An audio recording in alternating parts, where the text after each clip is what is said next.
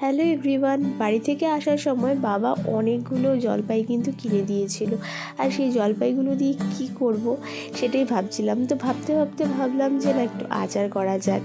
তো আমি স্পেশালি সেরকমভাবে আচার কিন্তু বানাতে পারি না। আমার শাশুড়ি ভীষণ ভালো আচার বানাতে পারে, আর শাশুড়ির কাছ থেকেই কিছুটা শেখা কিন্তু।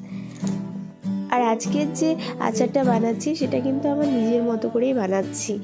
আর তাই কিন্তু কড়াতে আমি খানিকটা তেল দিলাম, আর সেখানে কয়েকটা শুকনো লঙ্কা চিড়ে সেটাকে হালকা ভেজে নিলাম। ভাজার পর আগের থেকে যে জলপাইটা সেদ্ধ করে রেখেছিলাম, সেই সেদ্ধ করা জলপাইটা ওরকম হাত দিয়ে স্ম্যাশ করে নিয়েছি, আর সেটাই কিন্তু তারপর আমি দিয়ে দিলাম কড়াতে।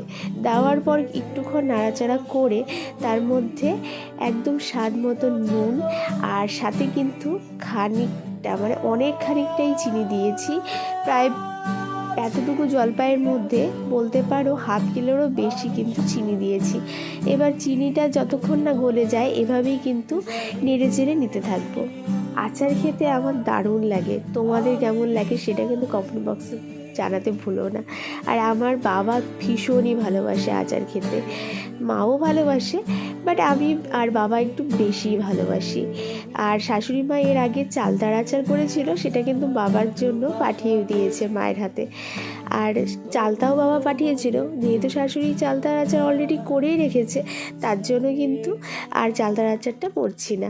তো এভাবেই দেখো, চিনিটা যতক্ষণ না গলে যাচ্ছে ততক্ষণ কিন্তু পুরো নেড়ে চেড়ে নিচ্ছিলাম। আর এই দেখো, এখন চিনিটা পুরোপুরিভাবে কিন্তু গলে গেল। অনেকক্ষণ নেড়ে চেড়ে পুরো জাল দেওয়ার পর কিন্তু আচারটা দেখো অনেকটাই টেনে নিয়েছে, আর এবার মোটামুটি কিন্তু হয়ে আসছে, কিন্তু আরও বেশি করে টানাতে হবে যাতে অনেক দিন আচারটা স্টে করে।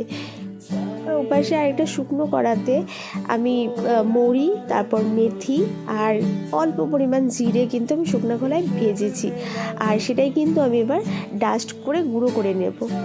সো মশলাগুলো ডাস্ট করে আমি কিন্তু এবার আচারটার সাথে মিক্স করে নেব। আর মিক্স করার পর খানিকক্ষণ নেড়ে চেড়ে নিলেই কিন্তু আচার একদম রেডি। আর এটা হচ্ছে টক, ঝাল আর মিষ্টি, তিনটের কিন্তু স্বাদ পাবে এই আচারটার মধ্যে। আমি জানি তোমরা অনেকেই অনেক রকম প্রসেসে কিন্তু আচার করতে পারো, বাট আমার এই প্রসেসে একবার আচার করে খেয়ে দেখো, আশা করি তোমাদের ভালো লাগবে।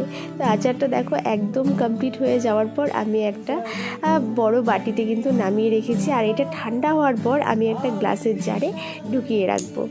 সো আজকের এই আচারের ভিডিওটা এখানে এন্ড করছি। দেখা হচ্ছে খুব তাড়াতাড়ি। Bye bye.